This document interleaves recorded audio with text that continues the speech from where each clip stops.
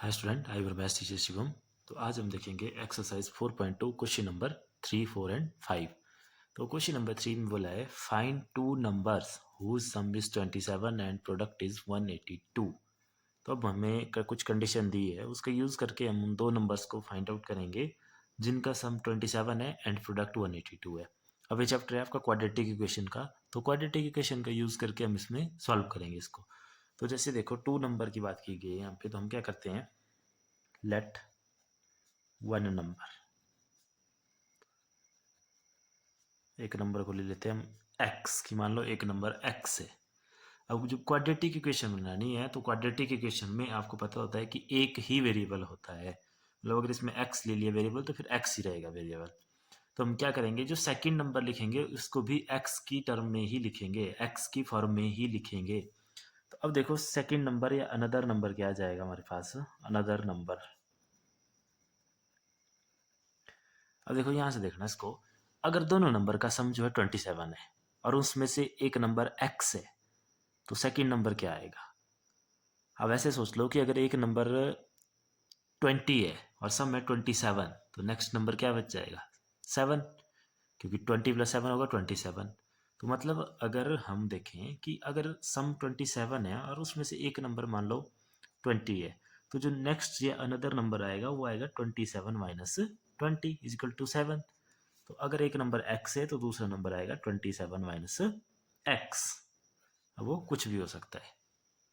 Clear है? तो ये हो गया आपके पास दो नंबर। अब देखो according to question, according to question क्या बोला है, अकॉर्डिंग टू क्वेश्चन बोला है कि उनका प्रोडक्ट कितना है, 182 है। प्रोडक्ट मतलब उनकी मल्टीप्लाई। तो first number multiply by second number 27 minus x, ये हो गया दो नंबर का प्रोडक्ट। और ये किसके इक्वल दिया है, 182 के। तो करो इसको सॉल्व। तो x इंटू 27 कितना हो गया, 27x, and x into minus x कितना हो गया, minus x square is equal to 182। अब ये बन गई एक क्वाड्रेटिक इक्वेशन। तो इसको जनरल फॉर्म में लिख लो। जनरल फॉर्म क्या होती है, जनरल फॉर्म होती है आपके पास ax² plus bx plus c is equal to 0। X square वाला पहले, फिर x वाला, फिर कांस्टेंट नंबर एंड लास्ट में 0। तो यहाँ पे देखो माइनस एक्स स्क्वायर को पहले लिख लो, प्लस 27x उसके बाद, एंड नंबर को इधर ले आए तो ये हो गया माइनस 182 इजिकल टू 0। अब इस x के साथ माइनस है, तो अगर इस माइनस को अगर हमने यहाँ से हटाना है तो हम पूरी इक्वेशन को क्या करेंगे, माइनस से मल्टीप्लाई कर लेंगे। तो माइनस से पूरी इक्वेशन को मल्टीप्लाई करेंगे तो माइनस माइनस हो जाएगा plus x square plus minus minus 27x and plus minus minus plus 182 is equal to 0। तभी एक क्वाड्रेटिक इक्वेशन बन गई है। अब इस क्वाड्रेटिक इक्वेशन को सॉल्व करना है। तो क्वाड्रेटिक इक्वेशन सॉल्व करना हमने सीखी है, कैसे सॉल्व करते हैं इसको। फर्स्ट टर्म वैसे ही, थर्ड टर्म भी वैसे ही, इक्वल टू 0। और ये जो सेकेंड टर्म होती है, जैसे यहाँ पे -27x, इसको स्प्लिट करके लिखना है, यानी कि इस एक टर्म की जगह दो टर्म लिखनी है। तो वो कैसे आती है, तो उसके लिए मैंने आपको बताया है कि सबसे पहले फर्स्ट टर्म लिख देनी, स्पेस छोड़ देना, थर्ड टर्म लिख देनी विद साइन। उसके बाद जो फर्स्ट और थर्ड टर्म है उनका मल्टीप्लिकेशन करना। तो फर्स्ट टर्म है x, थर्ड है 182, तो इसको मल्टीप्लाई करेंगे तो आ जाएगा 182x²। फिर इसके क्या करने हैं, फैक्टर बनाने हैं जो नंबर है यहाँ पे। तो 182 के फैक्टर, तो 1 इंटू 82, एक ये बन गया। फिर देखो 2 से कितना बन जाएगा, 91। फिर 3 से कितना बन जाएगा, 3 के लेवल में नहीं आएगा है। फिर 4 से देखो, 4 का बन जाएगा। तो जब आप इसके फैक्टर देखेंगे तो नेक्स्ट फैक्टर मिलेगा आपको इसका 13 14 ज़ा, यानी कि 13 मल्टीप्लाई बाई 14 इजिकल टू 182। तो ये आ गए दो नंबर। और अब देखो इन दोनों का प्लस माइनस, ये जो फैक्टर लिखे हैं इनमें से किस वाले पेयर का प्लस माइनस 27x आ रहा है, तो वो आ रहा है 13 + 14। तो इसको हम लिख लेंगे यहाँ पे। तो सबसे पहले 13x लिख लेंगे एंड 14x लिख लेंगे। फिर साइन देखो, अब करना है इनको प्लस, तभी आएगा 27, लेकिन 27 चाहिए माइनस का, तो दोनों के साथ हम क्या लगा लेंगे, माइनस। अब उसके बाद क्या करते थे, जो फर्स्ट टू टर्म होती है उसमें से कुछ कॉमन एंड आगे वाली टू टर्म से कुछ कॉमन। तो अगर यहाँ देखो x² है और यहाँ 13x है, तो यहाँ से कॉमन आ जाएगा x, अंदर रह जाएगा x माइनस 13x, ले लिया कॉमन, तो ये आ गया इसमें से कॉमन। अब आगे आगे देखो, यहाँ से पहले तो माइनस साइन कॉमन ले लेते हैं हम, जो भी साइन होता है उसको कॉमन कर लेते हैं। अब देखो यहाँ से कॉमन क्या आएगा, तो यहाँ है 14 और 182 होता है 13 इंटू 14, तो इसका मतलब है 182 का मतलब है हमारे पास सिंपल 13 इंटू 14। तो अगर 13 इंटू 14 है तो अगर हम 14 कॉमन ले लें तो यहाँ रह जाएगा x और यहाँ रह जाएगा, अब माइनस कॉमन ले लिया तो यहाँ रह गया माइनस दोबारा। ठीक है, ये मैंने आपको पिछली वीडियो में डिटेल में बताया था कि ऐसा क्यों आता है। और यहाँ पे रह गया आप लोगों के पास 14 कॉमन ले लिया तो 13 इक्वल टू 0। मैंने आपको बताया था कि जब भी आप कॉमन लेंगे तो जो ब्रैकेट बनेंगे अंदर वो सेम बनेंगे दोनों। तो बस उसके बाद क्या करते हैं हम, एक जो ब्रैकेट होते हैं दो, उसमें से एक ब्रैकेट को एक बार लिखते हैं एंड दूसरा ब्रैकेट बनाते हैं हम जो बार नंबर है x minus 14 is equal to 0। And then उसके बाद अब देखो ये पूरा एक्सप्रेशन 0 कब होगा, या इस पूरे एक्सप्रेशन की वैल्यू 0 कब होगी, जब इन दोनों फैक्टर में से कोई एक फैक्टर 0 हो। तो इनको हम अलग अलग लिखेंगे, x माइनस 13 अगर 0 हो तब भी इसकी वैल्यू 0 होगी, या x माइनस 14 0 हो तब भी इसकी वैल्यू 0 होगी। तो यहाँ से x की वैल्यू आ गई 13 एंड यहाँ से x की वैल्यू आ गई हमारे पास 14। तो ये आया अब हमारे पास दोनों की दोनों वैल्यू x की आई हुई है, तो दोनों की दोनों वैल्यू x की आई है। तो इसका मतलब है कि इफ वन नंबर इज, जो हमने x लिया था कि अगर वन नंबर जो है आप लोगों के पास 13 है, देन अनदर नंबर क्या आएगा, then another number is equal to 27 minus 13 equal to 14। ये आई फर्स्ट कंडीशन। और दूसरा 14 भी x की वैल्यू है, तो इसको भी दोबारा लिखेंगे कि if one number is 14 then another number, तो उस टाइम जो अनदर नंबर या सेकंड नंबर है वो क्या आ जाएगा, वो आ जाएगा 27 माइनस 14 इज इक्वल टू 13। तो ये आया इसके आंसर। अब इसकी कंडीशन चेक कर लो, इन दोनों का सम कितना आएगा, 13 प्लस 14 27 एंड मल्टीप्लिकेशन आएगी 182। तो ये था क्वेश्चन नंबर 3। अब देखते हैं क्वेश्चन नंबर 4। अब देखो क्वेश्चन नंबर 4 में बोला है find two consecutive positive integer sum of whose square is 365, यानी कि दो पॉजिटिव कंसेक्यूटिव इंटीजर निकालो। अब पॉजिटिव कंसेक्यूटिव इंटीजर क्या होंगे, एक तो वो पॉजिटिव होंगे और साथ में कंसेक्यूटिव मतलब लगातार, यानी कि अगर एक 7 है तो दूसरा 8 होगा, और यानी कि अगर एक 21 है तो दूसरा 22 होगा, कंटिन्यू होंगे। तो अब देखो इसमें क्या करेंगे हम, solution let one integer is equal to x. तो अगर एक x है तो दूसरा क्या होगा, देखो ऐसे सोचो, अगर एक 10 है तो दूसरा क्या होगा 11। 11 कैसे आएगा, 10 प्लस 1, तो क्या आ गया हमारे पास अनदर इंटीजर, तो अनदर इंटीजर आ गया x प्लस 1। अब अकॉर्डिंग टू क्वेश्चन ये आ गया हमारे पास दो इंटीजर। अब अकॉर्डिंग टू क्वेश्चन बोला है सम ऑफ हुज स्क्वायर इज 365, कि उनके स्क्वायर का सम है 365। तो फर्स्ट इंटीजर है ये, इसका स्क्वायर हो गया x square, and second integer है हमारे पास एक्स प्लस 1, तो इसका स्क्वायर हो गया एक्स प्लस 1 होल स्क्वायर, और ये कितना है 365। तो बस अब इसको सॉल्व कर लो सिंपल। तो यहाँ से हो गया हमारे पास एक्स स्क्वायर प्लस आगे ए प्लस बी का होल स्क्वायर, जो किसके इक्वल होता है A square plus B square plus 2ab, तो 2x और बी की जगह 1 equal to 365। X square plus x square हो गया 2x स्क्वेयर, आगे प्लस 2x प्लस 1, इसको लेफ्ट साइड ले जाओ, माइनस 365 इज इक्वल टू 0। तो ये हो गया हमारे पास 2x square plus 2x minus 364 is equal to 0। तो ये बन गई क्वाड्रेटिक इक्वेशन। लेकिन अब देखो इसमें क्या है, 2 हर एक टर्म में कॉमन है, तो हम 2 को क्या कर सकते हैं, कॉमन कर सकते हैं, फिर हमारे लिए फैक्टराइजेशन आसान रहेगी। तो कर लो इसमें 2 को कॉमन। तो अगर हम यहाँ पे 2 कॉमन करें तो देखो 2 निकाल लिया कॉमन, रह गया एक्स स्क्वेयर प्लस आगे रह गया एक्स माइनस, अगर यहाँ से कॉमन करेंगे तो 2, तो 2 1 जा 2, कैरी 1 16, 2 8 जा 16 एंड 2 2 जा 4 इज इक्वल टू 0। तो 2 को इधर ले जाओ, 0 से मल्टीप्लाई हो जाएगा, तो ये हो गया x square plus x minus 182 is equal to 0।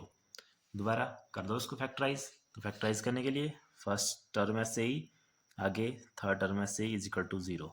अब दोबारा क्या करते हैं, फर्स्ट एंड लास्ट टर्म की मल्टीप्लाई, तो x square multiply by minus of 182 is equal to minus 182 x square. 182 के फैक्टर अभी पिछले क्वेश्चन में किया था, तो उसके फैक्टर देखे थे 13 एंड 14 इसके फैक्टर थे, और 14 माइनस 13 होता है 1, तो वही हमें चाहिए यहाँ पे। तो इन दोनों फैक्टर को लिखेंगे 13x एंड 14x। अब देखो 14 माइनस 13 आएगा x, और x चाहिए पॉजिटिव का, तो पॉजिटिव चाहिए तो बड़े वाले के साथ साइन लगेगा प्लस का, और छोटे वाले के साथ साइन लगेगा माइनस का। दोबारा कर लो कॉमन फर्स्ट टू टर्म से एंड आगे वाले टू टर्म से, तो यहाँ से आ जाएगा x कॉमन रह जाएगा x माइनस 13, और यहाँ से देखो प्लस 14 लेंगे कॉमन, अंदर रह गया x माइनस रह गया 13, क्योंकि 182 होता है 13 इंटू 14। पीछे वाले क्वेश्चन में भी सेम ऐसे ही था। तो बस अब कर लो इसको सॉल्व आगे। तो यहाँ पे बन गया x माइनस 13 एक ब्रैकेट एंड दूसरी ब्रैकेट बन जाएगी x प्लस 14 इक्वल टू 0। अब दोबारा दोनों को अलग अलग से 0 करेंगे, तो अलग अलग से 0 करेंगे तो कर लो x minus 13 is equal to 0 and आगे x plus 14 is equal to 0। तो x की वैल्यू आ गई यहाँ से 13 एंड यहाँ से x की वैल्यू आ गई माइनस 14। अब ये दोनों x की वैल्यू है, लेकिन देखो क्वेश्चन में मैं बोला था कि find two consecutive positive integer, कि हमने सिर्फ और सिर्फ पॉजिटिव इंटीजर लेने हैं। तो x जो है एक यहाँ पे वैल्यू आई है माइनस 14, तो इस वैल्यू को हम नहीं लेंगे क्योंकि हमें सिर्फ पॉजिटिव इंटीजर बोला है। तो देयरफॉर वन इंटीजर कितना आ गया आपके पास 13, तो वन इंटीजर आ गया 13 एंड अनदर कितना आ जाएगा अनदर इंटीजर आ जाएगा अब x प्लस 1, तो 30 plus 13 plus 1 is equal to 14। तो ये आ गया रिक्वायर्ड इंटीजर। अगर पॉजिटिव वर्ड नहीं लगा होता तो फिर दो कंडीशन आनी थी, एक बार 13 एंड दूसरी बार माइनस 14, लेकिन पॉजिटिव बोला था तो इसलिए हमने माइनस 14 को नहीं लेना है, सिर्फ पॉजिटिव को ही लेंगे हम। तो ये था क्वेश्चन नंबर 4। अब फिफ्थ क्वेश्चन है हमारे पास, the altitude of right triangle is 7 centimetre less than its base, if the hypotenuse is 7 centimetre find the other two side. यहाँ पे एक हाइपोटेन्यूज दिया है एंड जो इसका एल्टीट्यूड है वो दिया है इसके बेस की टर्म में। तो अगर बेस की टर्म में दिया है तो हमसे बेस को लेट कर लेंगे, तो let base of right angle triangle is equal to x centimetre. अब देखो साथ में क्या बोला है, altitude of right angle triangle is 7 centimetre less than its base. जो इसका एल्टीट्यूड है, एल्टीट्यूड होती है हाइट, एल्टीट्यूड मीन्स हाइट, तो हाइट कितनी है वो है उसके बेस से 7 सेंटीमीटर लेस, तो ये आ गया इसका एल्टीट्यूड। और साथ में इसका हाइपोटेन्यूज दिया हुआ है, हाइपोटेन्यूज दिया हुआ है हमारे पास कितना 13 सेंटीमीटर। अब देखो इस सिचुएशन को डायग्राम से समझते हैं। तो अगर एक राइट एंगल ट्राइंगल बनाए हम इस तरह से, यहाँ पे 90 डिग्री एंगल है, तो अब आप लोगों को पता है 90 डिग्री एंगल के सामने वाली जो साइड होती है होता है हाइपोटेन्यूज, और ये हो गया बेस, और ये हो गया हमारे पास यहाँ पे इसका एल्टीट्यूड। तो बेस की वैल्यू है x ली हुई हमने, हाइपोटेन्यूज इसका 13 एंड देन अल्टीट्यूड है इसका x माइनस 7। तो अब देखो अगर हम इसमें पीजीटी का यूज करें पाइथागोरस थ्योरम का, अकॉर्डिंग टू पाइथागोरस थ्योरम, तो पाइथागोरस थ्योरम क्या बोलती है, पाइथागोरस थ्योरम बोलती है कि hypotenuse square is equal to base square plus height square या एल्टीट्यूड स्क्वायर। तो ये पाइथागोरस थ्योरम, बस इसको सॉल्व कर लो। हाइपोटेन्यूज है 13 का square is equal to base है एक्स स्क्वायर प्लस एल्टीट्यूड है x माइनस 7, तो इसका होल स्क्वायर हो जाएगा। बस अब कर लो इसको सॉल्व। 13 का स्क्वायर हो गया 169 is equal to x square plus a minus b whole square, तो a square plus B square minus 2xy या 2ab, तो 2x और साथ में 7, तो ये हो गया x square plus 49 minus 14x 169। तो इसको सॉल्व करेंगे तो 169 is equal to x square plus x square हो गया 2x square minus 14x plus 49। अब इसको लिख लेते हैं इसकी जनरल फॉर्म में, तो जैसे यहाँ से लिखना स्टार्ट करते हैं इसको हम, देखो 2x square minus 14x plus 49, मैंने इस साइड को पहले लिख लिया, ठीक है। अब देखो दूसरी साइड 169 था प्लस का, इधर आ गया तो इधर हो जाएगा माइनस 169 इज इक्वल टू 0। तो इक्वेशन बन गई 2x square minus 14x plus minus minus 9 minus 9 0, 6 minus 4 2 and 1 is equal to 0।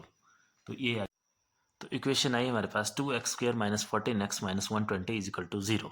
ये एक क्वाड्रेटिक इक्वेशन है।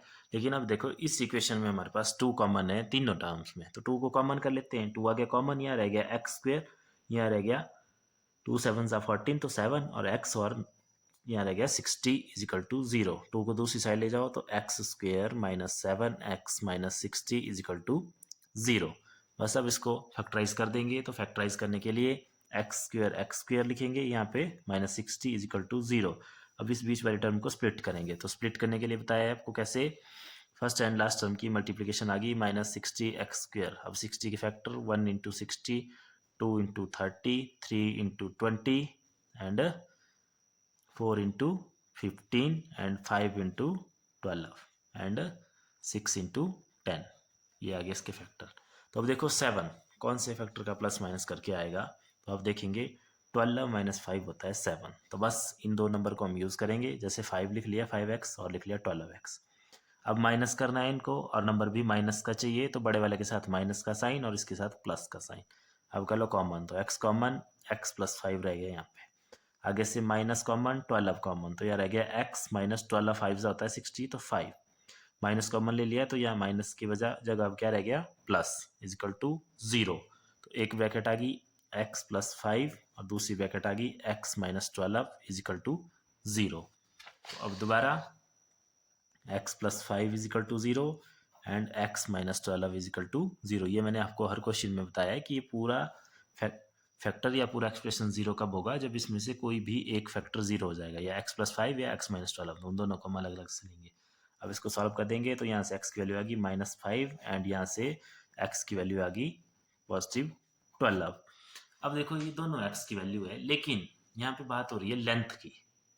जैसे बेस है उसकी भी कुछ लेंथ होगी, एल्टीट्यूड है उसकी भी लेंथ होगी, और लेंथ कभी भी नेगेटिव नहीं होती है।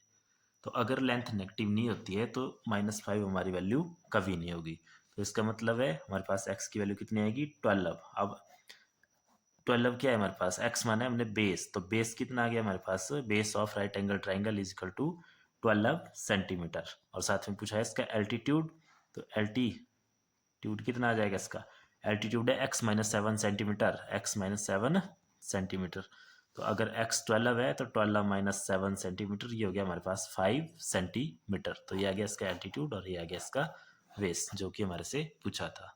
तो ये थी एक्सरसाइज 4.2 के क्वेश्चन नंबर 3, 4 एंड 5।